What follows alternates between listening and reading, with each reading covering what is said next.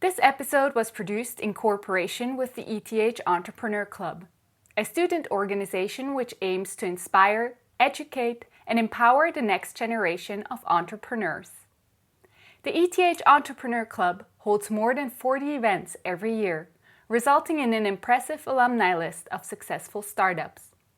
If you want to keep up with their busy agenda, make sure to give them a follow on social media. With doing the startup, I actually changed my style completely, 180 degrees. I still had the objective, but I realized that some of the planning methods that I'd been using in my 10-year, 15-year corporate life no longer worked in a startup environment.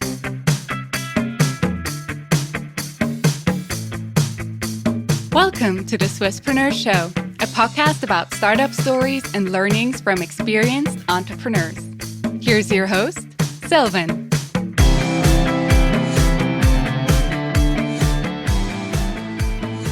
Tomoko, a very well welcome to the Swisspreneur podcast. It's a pleasure to have you here today. Thanks so much for having me.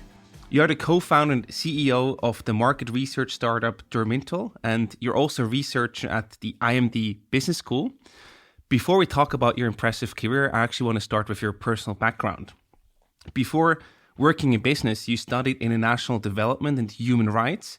What made you pivot from one field to the other? That's quite a development. It is. This was way long ago, but I had a huge passion for development and human rights. But at a certain point after I'd finished my master's degree, I had thought that I actually wanted to do something about it, something more impactful. And so that's when I pivoted to the corporate world. And I went into corporate planning at a global education firm. And I didn't think that I'd stay there for a long time, but the whole aspect of starting something from scratch, I was in a business development unit that had to source new ideas, develop business plans, and then go ahead and develop the business. Nice. And that in itself was just microcosm of an experience that I'd never thought about before. And I really enjoyed that whole putting something together from scratch. And so that's where I ended up. Fantastic. You also moved to Switzerland in 2005. What motivated you to come to Switzerland? Well, first of all, it was personal. So I met my husband while I was rock climbing in the United States. And when he was moving to Switzerland, he said, well, Switzerland has a lot of good mountains to climb. So that was the big motivation to move to Switzerland. Sold. That's right. But at the same time, I came here for the rock climbing. But then I also realized, well, it's not good to not have something on the side. Mm-hmm. So I did go ahead and got my MBA at IMD Business School in Lausanne. Fantastic. And you mentioned before, this idea, putting them into practice, that really caught your attention and was a lot of fun for you. Where would you say does your entrepreneurial drive come from? Did you have any role models that inspired you, or was that something that just has always been in you and you just discovered it along the way? I think it was there. So after I had gotten my MBA, I did the very traditional route of going into a big company. Mm-hmm. And that is the last thing in the world you would think about entrepreneurial activity. Right. However, some of the business units that I was in within this big company, I moved in a job every 3 years. Mm-hmm. And I think that was also due to a little bit of restlessness on my side to want to do something new every 3 years. So on one hand, if you work in a big company, there is the opportunity to be able to move from one department to another or from one project to another if you are looking for those opportunities. However, I have to admit, at the time, they'd come to a time when after more 15 years of working, I really felt, I think it was something very personal that I really felt that I wanted to own something for myself. Mm-hmm. And so there are times when it's wonderful working for a corporation and even doing new business development opportunities, but all of your endeavors always are contributing to a larger organization. Right. And it was a very personal, I think, motivation for me to think that I would like to do something for myself. What I like when, you talk about the different things that you did along the way, you always seem to have followed your natural curiosity. Do you think that this is sort of a good advice or a good takeaway to lead you to good places? Yes, for sure. As long as you know where that curiosity takes you, and I think you have to have a very open mind. On one hand, that curiosity, for me, I have a bit of an understanding that I like to have a lot of different ideas bubbling at the same time. Yeah. So for me, I think the source of my creativity or my ideas is that I'm always exposed to things that are happening outside of the actual work I'm doing. Mm-hmm. So this leads me to the fact that even when I've always had a day job in my career, but on the side, I've always had something parallel going on. Nowadays, we call it sort of a side gig. Right, yeah. And it's through the side gig that I've also pursued some of the ideas or curiosities that perhaps couldn't be fulfilled in my day job. I would try to fulfill that in my side gig outside of work. Yeah. And so in that respect, to your question, it is good to fulfill your curiosity. And if you can't do it within the confines of your normal work hours, I would definitely encourage people to pursue that outside of the work hours as well. You said you had many different ideas and topics that interested you. I think many people can relate to that. How did you then decide what you wanted to focus on? Because all our days only have 24 hours, right? So you cannot do it all at the same time. You do have to make some decisions. How did you decide what to focus on and what not to focus on? Yes, I agree with you that the day is very limited. And I think I think I would classify it into 2 or 3 buckets. So I think there's one aspect of personal fulfillment. Mm-hmm. And sometimes the personal fulfillment is in terms of upskilling some idea or job that you might have. That I think you can... it depends on what you're trying to do in what you want to accomplish at that particular time. Mm-hmm. The second thing is also if you have an idea, and as mentioned, I've always been interested in ideas and whether I can pursue them. Yeah. And I think the second one was I always knew that I would like to have a business, but time-wise, I knew that I couldn't do it when I had a full-time corporate job. Mm-hmm. But the third one was, I guess, in terms of my own experience, I don't know if it was personal development, but it was an aspect where I'd always enjoyed research and writing. So one of the things, that was something I knew that I could do because it was a task that I could do on my own time. Mm-hmm. I could do that after hours. I could do that when, for example, I had 2 small children. I could do that when the kids were in bed.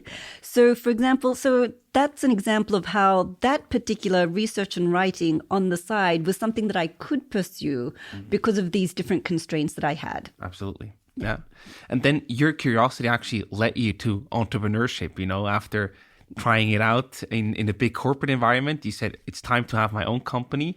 So in 2016, you co-founded the market research startup Dermintel. And a big challenge that you faced there was basically, while building a company, was looking for or finding a technical co-founder. How did you go about that? Because that's also something that many people probably listening to this can really heavily relate to. Yes. So my startup, the Dermintel, SARL, was it's a software. It started off with the idea of being a software sort of digital accompaniment to people. So in that respect, one of the first things one had to build as a prototype was an app, and it was with a sort of a user interface, a chatbot interface. And coming from the corporate world, I actually had no experience in technical development. And also the fact is that I didn't really have a network to even tap upon. So to your question, who do you go to? So the first thing I tried was my own business network, which did not really provide me with a lot of information because the people that I would be networking with are more general business people without the technical skills. So the second avenue that was actually rather helpful was at a university setting. So there was, especially here in Switzerland, where we are based, there's a lot of technical universities which have innovation parks. And so I had registered and signed up to be part of the local ecosystem within an innovation park at a university, which allowed me to meet some people and then gain some contacts.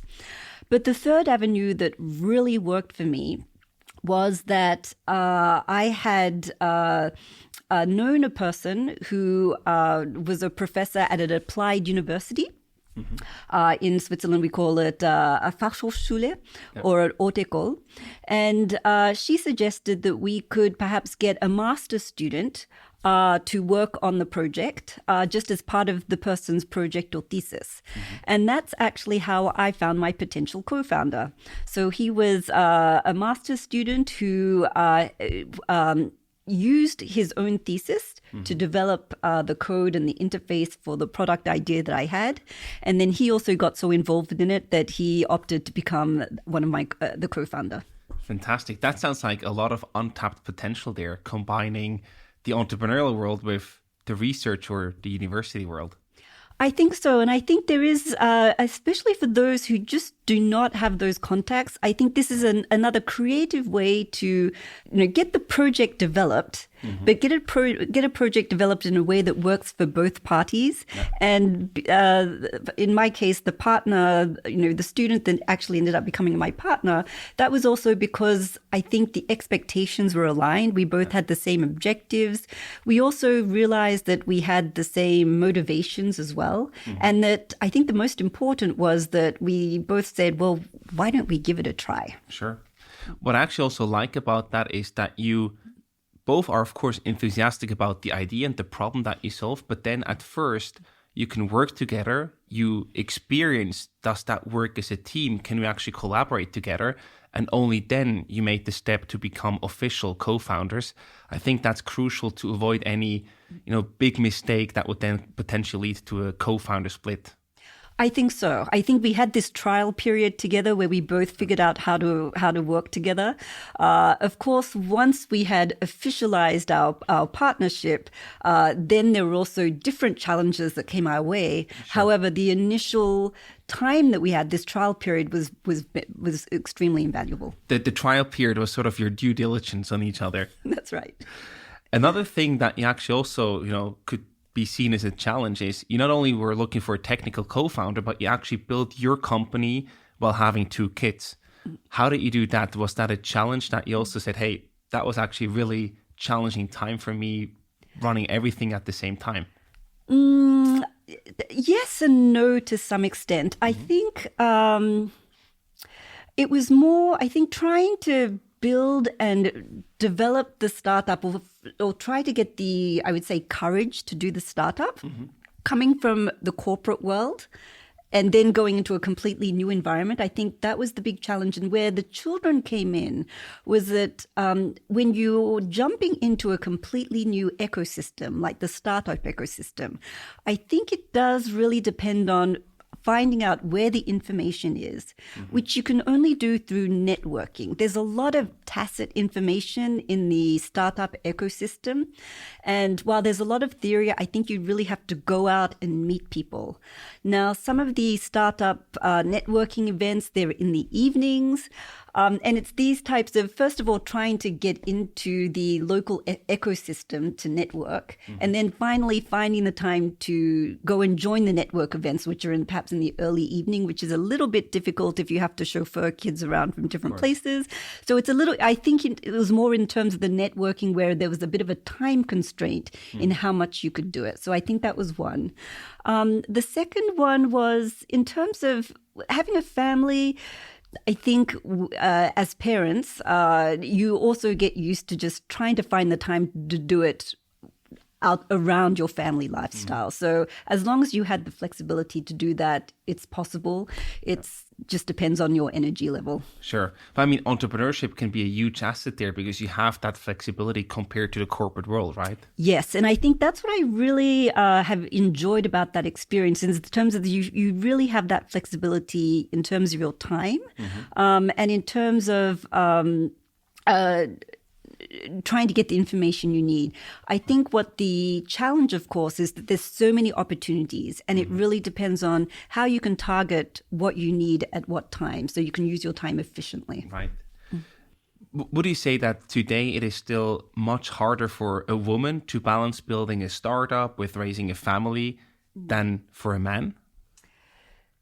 I think it depends on everybody's personal situation. I don't know if it's about, I don't No, I wouldn't say that there's a differentiation between the gender per se. I think it's more in terms of the configuration of your family life. And as we had just talked about, the startup entrepreneurship environment is one where you actually have control. So in that respect, it's very empowering that you can do things at your own time. So I didn't feel that the family life intervened with it as much. But I think it's just more in terms of how you juggle your time, which is the most important challenge, whether it's a woman or a man. Sure, yeah. And in the end, Dermintel didn't work out. What went wrong and what did you take away from that experience? Yeah, so I think there were a couple of things. One is that both my co-founder and I, we were trying to do Dermintel. It was still at a very early stage. We both actually had full-time jobs because when we both started the startup, we were doing the startup full-time, but then we both went on to also get full-time jobs. So it became a part-time endeavor for both of us. Yeah. The good thing was, and this is where my learning about having the right expectations with your partner was really important. So in that respect, we both respected that we both had a full-time job. We were going to do our best to try and move it forward. And if the startup gained more traction, then we would make that decision about what we would do with our full-time job. And so we both had that. We had both discussed that attitude we'd had. So that was the first. But at the same time there, it's also always challenging, right? Because I could imagine that you would then be in a situation where you say, well, if I would invest a bit more time, maybe we get more traction, but I just don't know. Yeah. So this is also a bit like a chicken and egg problem, right? You need to invest time to build traction, but you only want to invest more time when you actually have traction. What comes first, right? That's challenging. Completely. We face the chicken and egg problem all the time. So in terms of our conversation, that was what we had talked about. We said, well, what should we focus on to get the traction? Yeah. And so that we could focus our limited amount of time in that particular thing. So in that respect, it was good because we had this focus in our conversation. On the other hand, there was also the excuse that we had the full-time job, which didn't allow. Yeah. So it was a very weird situation. And so coming back to why it didn't finally end up with traction, one could always reflect, is it because we didn't do it full time and that we didn't push all the possibilities we needed? But when my partner and I did the debrief, we decided actually it wasn't really a matter of the time. It could have also just been in terms of the value proposition. And we had a lot, and to the point about the chicken and egg, it was also about, at an early stage startup environment, do you try and get the pilot quickly in order to show the value of your idea, or do you keep on working with the prototype to try and get to the pilot? And we were stuck in a little bit of that dilemma. Unfortunately, in 2020, that was when the COVID pandemic hit. We were in discussions with 2 companies for a potential pilot. And in 2020, the companies decided not to go ahead because of the COVID pandemic, and they put everything on pause.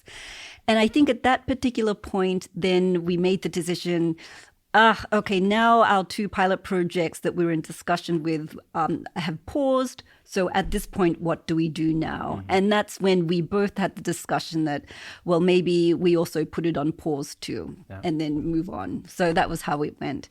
Was that a difficult decision for you? Because, you invested time and money into that company and into eventually building something that would kick off? It was a difficult decision. At the same time, there was, at the moment we made the decision, because it was a joint decision, we looked, I think, at our personal circumstances was one.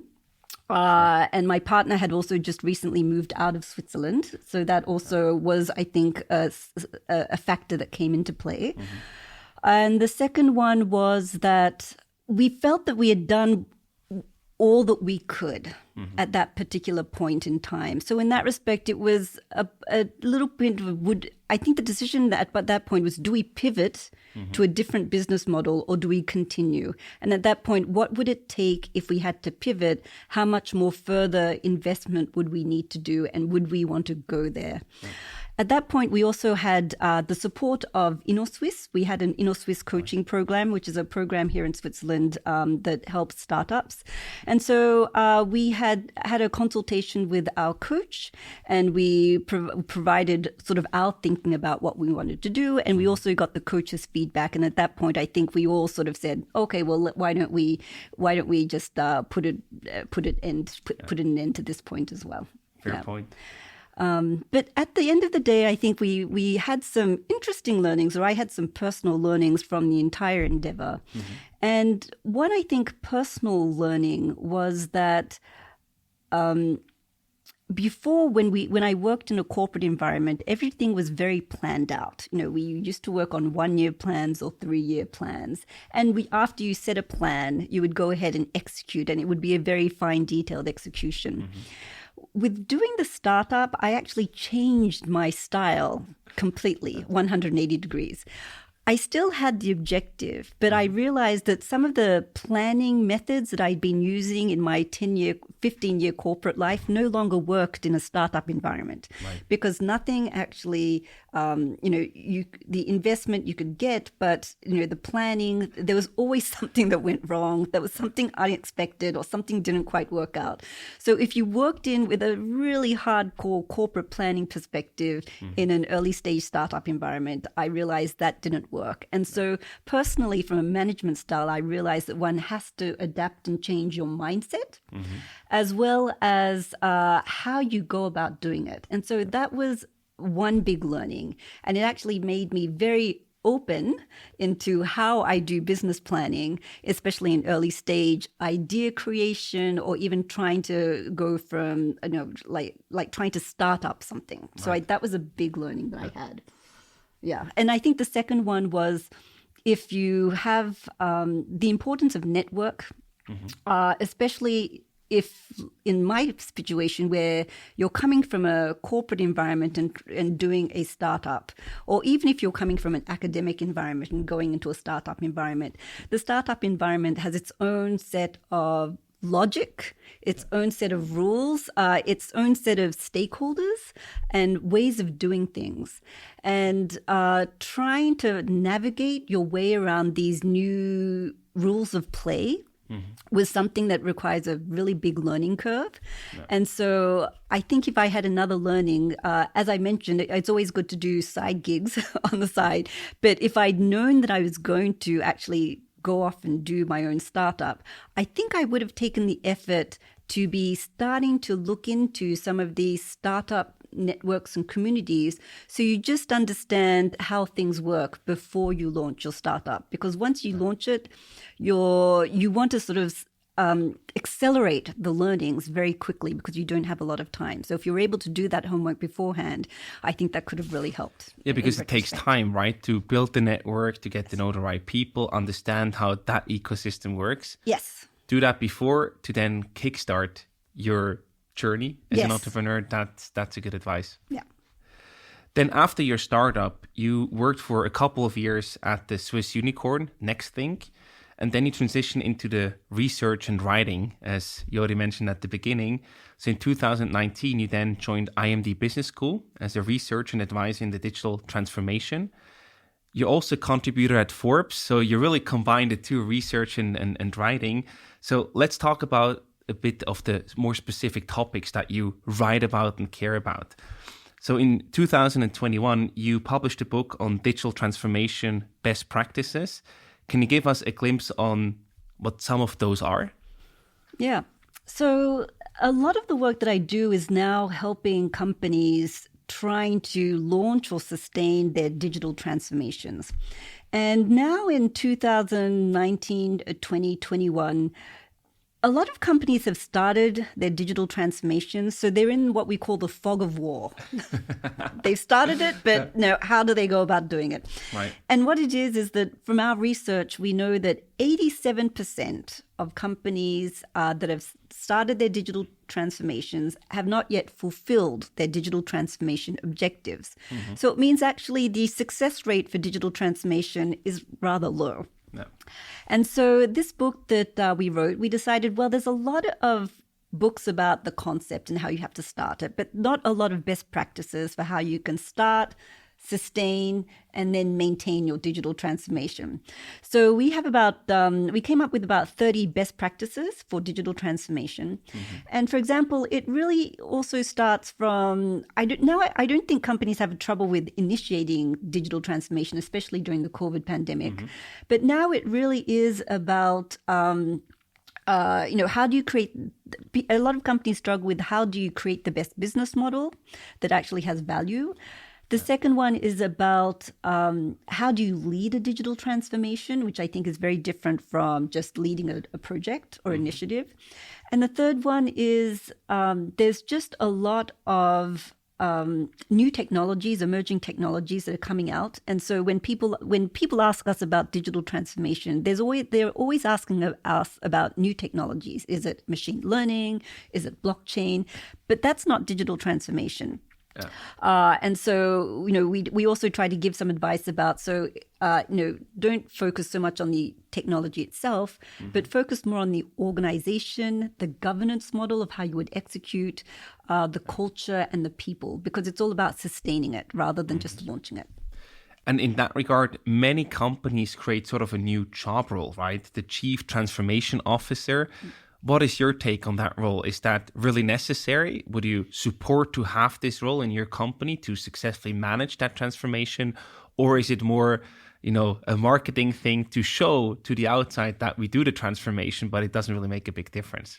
Yeah. So there's a lot of C roles. There's the Chief Transformation Officer. There's now the Chief Digital Officer. There's a lot of these C-level roles that are coming out. And in my opinion, a lot of these roles are very good when you're at the start of any type of transformation, because it puts somebody responsible for it. And I think the challenge with the digital transformation is that it's an organization-wide transformation. So what it means is that companies usually work in silos. So it is good to have somebody to be able to sort of motivate and bring those silos together in one. Yeah. So usually this type of role is at the executive level. It's working with the different businesses, and it's trying to bring everybody together, which is really good at the start of a program.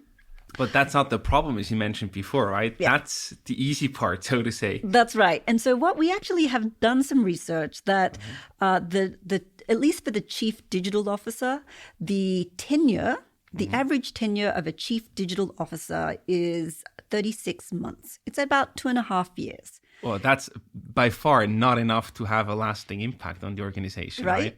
So what it is that for whatever reason, these people come in, usually from outside. They come in and they start the program, but then either they leave or they go on to different roles within the company. And our assumption is that around the 2.5-year mark, they've done their job of motivating everybody to come on board on a digital transformation.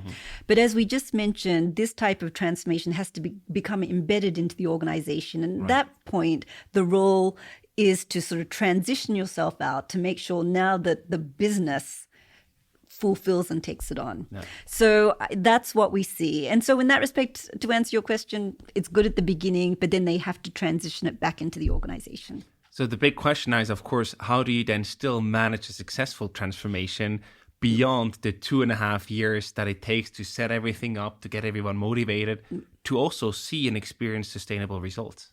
That's right. And we always say that digital transformation is not a program, it's a journey. And it's a never-ending journey. And in that respect, after the program has been launched, it's like a startup. At that point, it's all about scaling. And then from scaling, it's about making that scaling so automatic to your business that that you're becoming a digital business rather than a transforming business. So I think that's the real key. And I think one of the things that companies that have done it well, they really have tried to do a combination of upskilling their employees, so that everybody sort of owns what digital is. The other thing that they do is they've also implemented very good governance structures which change over time and adapt. So, for example, when you first start a digital transformation, there's usually a central organization, but with some business partners. Then maybe at the point of some digital maturity, they might sort of embed it a little bit more into the business. And so I think in that respect, it's this gradual embedding and sustaining that happens. Perfect. And, today we also talk about inclusive and non-inclusive digital innovation. That's also something that you care about. Can you talk a bit more about the difference between the two?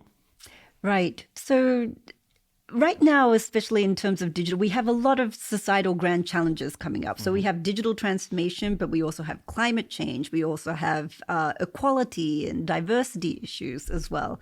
And so the real question is, how can you actually bring all of these different currents together? So we're looking a lot about that, and that's my big interest now, not only about digital transformation, but how can you do this in a very inclusive way? I think there's one element where whoever's developing, if you're a company developing something, you have to anticipate now. So anticipate what you're developing and how it could be used. So this is where we come into ethics. We also come into, if you're innovating a new product, whether you're a startup, what are the multiple impacts it could have? And are you also thinking holistically, not only about the product and the market value, but product and, contribution to the climate, etc. And so I think in that respect, there's one element of inclusivity and innovation where you have a product team which is inclusive and can represent those different points of view.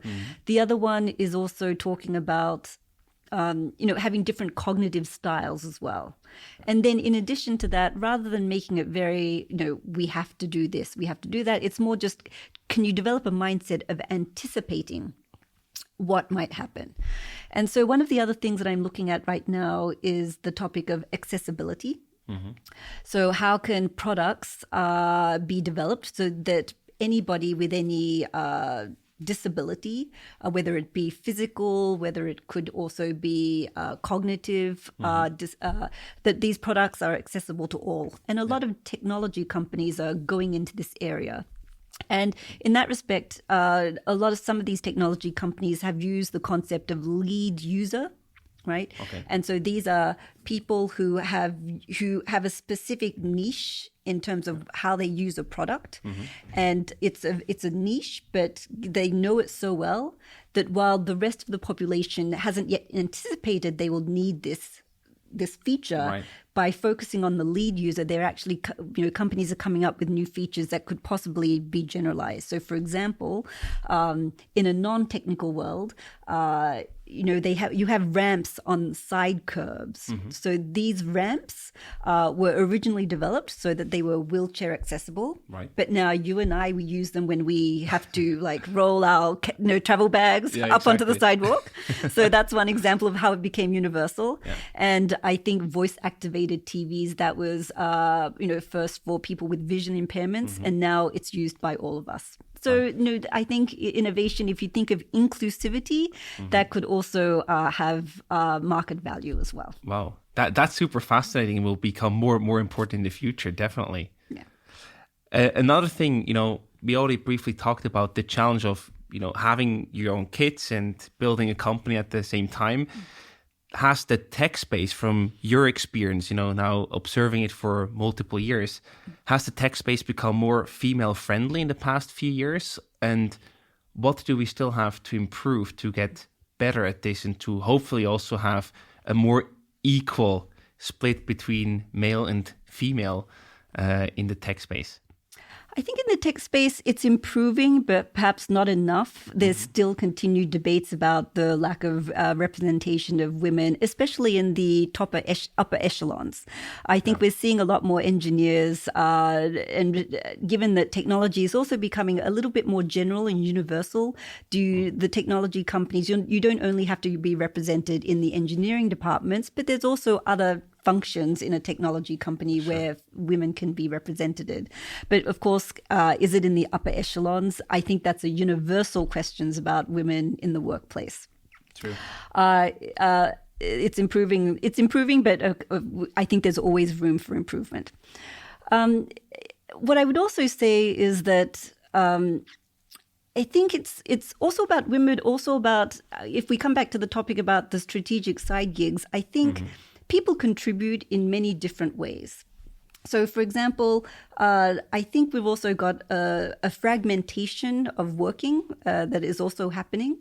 So I think also there could be a point where people, whether it's women or men, you may be working at a job, but you may also be having some things going on the side, and people may be electing not to fully be, not to sort of divide their time between the two. And I think the onus is going to be on companies, whether they're technology companies or whatnot, to be able to accommodate, well, first recognize that this is perhaps a new type of working that's happening, but then also to think smart about how might you now accommodate the positives of this. How could you accommodate the flexibility of that, but also to make sure that whatever rich experiences this person is having outside of maybe the job that they're contracted for, how can they bring it into the company so that the company doesn't lose that richness and diversity?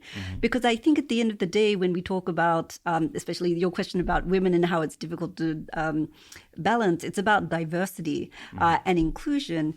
But how can we actually accommodate all of this diversity of experience so that an organization wins at the same time? Yeah, certainly a big challenge to solve, but a very important one. Yeah. One thing, if you look back at your career, you have seen many different things. You have tried out the corporate, the research, the startup. If you look back at that, I feel like we ought to get a glimpse into the future of work just by looking at your career. And you sort of have a portfolio career. I think that's how you called it when we did the prep call together for this interview. So you try out and you do multiple things, and there's always like a portfolio of different things that you can then bring to the table.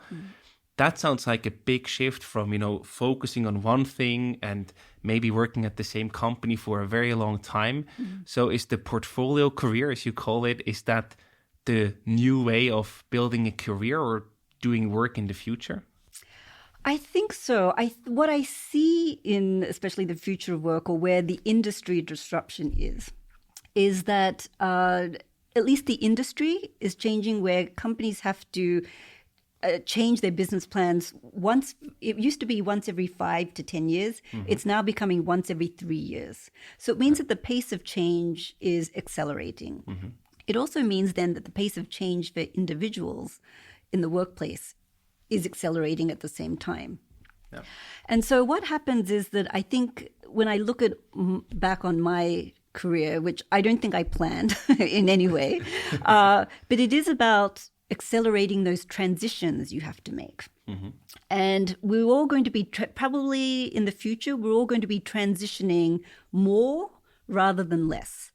And we're probably going to be transitioning into different industries, also different careers altogether. So if you look back on my career, I think I'm on my 3rd or 4th career, and they're very different careers.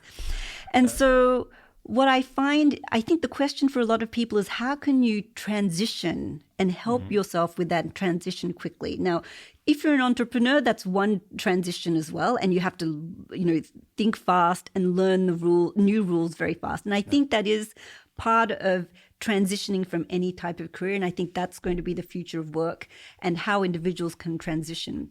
So going back to also what had worked for me when I look back was the fact that I did have these side parallel projects or gigs going on. And when I look at every time I've transitioned, I actually transitioned to the side gig that became my full-time gig. Yeah. So some of the research that I was doing full-time, that I was doing part-time while I was doing my startup, for example, a little bit, that transitioned into my full-time. Yeah. Or when I was working at a full corporate job, I was doing my startup and had the ideas of my startup on the side, and then I transitioned to the startup. So in that respect, I also feel that there could be a lot of people looking into, I think if you look at the media right now, there is a lot of people who are doing some type of strategic side gig. And while that could be something that always runs in parallel to their career, I think also you should use it to help you transition if you want to go into a different space. So use it strategically as well.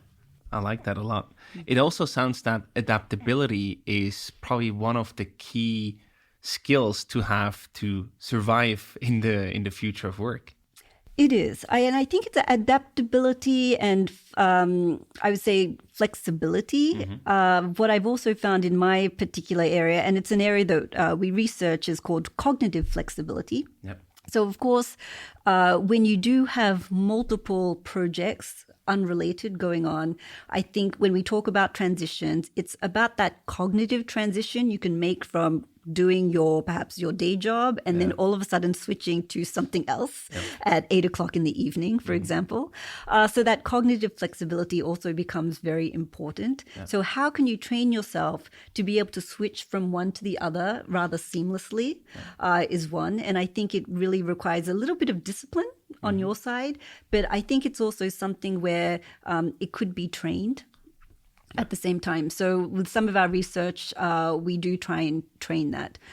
The second thing that I also see, especially in regards to the future of work, is how you use different digital media in a different way. So one of the other articles that I'd recently written was about emojis.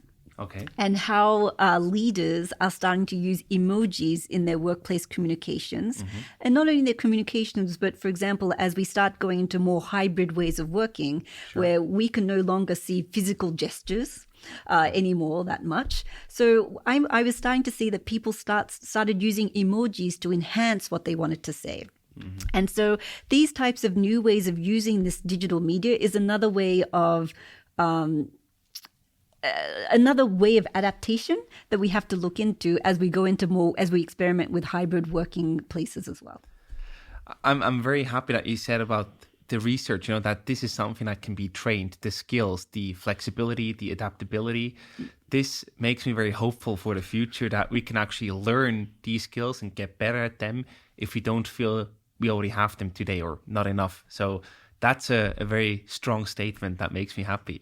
So my last question for you is basically, what is your next portfolio career that you want to tackle?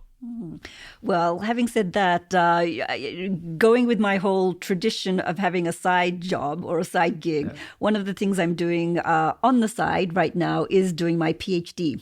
So with that, who knows? I think with the research that I'm doing on the doctoral side, it's very much related to digital ethics. I think this is another, when you asked about future of work, it really is about, I think everybody's going to have a renewed conversation about responsibility, the topic of responsibility. And especially as digital is pervasive in our life right now. So what is the impact of the digital technologies we're developing and how we're even using it? So I think this is a topic that will only grow in the future. And so I think in the next stage, I would love to be able to perhaps implement some of the research results that we have, especially in the area of digital responsibility. Perfect. We heard how that starts, right? First a side gig, and then suddenly it will become your full-time day job. So we're really curious to see where that will take you. Let's see. So Tomoko, for the wrap-up of today's conversation, we have some rapid-fire questions for you. I give you a short question or different options to choose from, and you have to answer in one sentence. You ready? Right, we'll try. Japan, the United States, or Switzerland? Japan for the food, Switzerland for the skiing. I like that. Entrepreneur, corporate employee, or researcher? I would say entrepreneur and researcher are both the same because they're all researchers. You take an idea, you explore it, and then you have to either write or start it up. So I think the researcher and the entrepreneur, yes, both. Perfect. Who was the best leader you ever met? The best leader I've ever met was my very first boss. Her name was April, and she was a role model as a female manager. And she had the qualities of being extremely intelligent, calm, able to make firm decisions, say no, and very calmly, and had a wonderful sense of humor. Wow. And this was my very first role model as a boss. And I believe that I've carried on her influence. Hopefully. That sounds like a perfect combination. Yeah. What season of the year do you prefer or like the most? I prefer winter because I love cross-country skiing. Nice. And the last one for you today, what makes you hopeful about the future? Activism. I'm seeing activism on all sides, community activism, employee activism, and the fact that that gives me hope because it means that people have opinions, they're willing to voice them, and I think that voicing opinions creates change. Great. Tomoko, thank you so much for coming on the show. It was a pleasure talking to you today, and all the best and lots of success for the future. Thank you very much.